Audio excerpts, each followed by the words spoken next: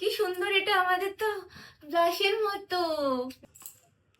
আজকে আমাদের কাছে একটা প্রোডাক্ট চলে এসেছে যেটা আজকে আমরা আনবক্সিং করব, আর রিভিউটা সেটা নেক্সট ভিডিওতে দেবো। ওকে, তো এটা হচ্ছে গ্রেনারোর ওয়্যারলেস মাইক্রোফোন। এটার মধ্যে অনেক ফিচার্স আছে।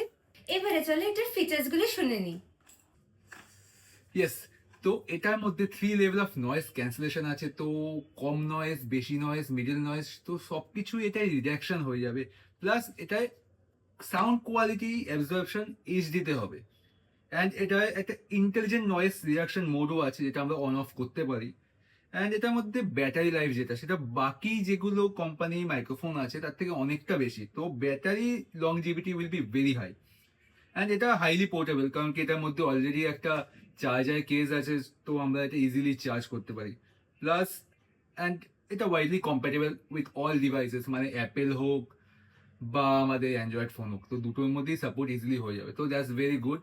তো এটা আমরা ইউজ করিনি এখনো, বাট আমরা ইউজ করবো অ্যান্ড ডিটেল ভিডিও দেবো। তো আজকে আমরা মেনলি এটা আনবক্সিংই করবো অ্যান্ড সেটাই তোমাদের সাথে আমরা শেয়ার করছি।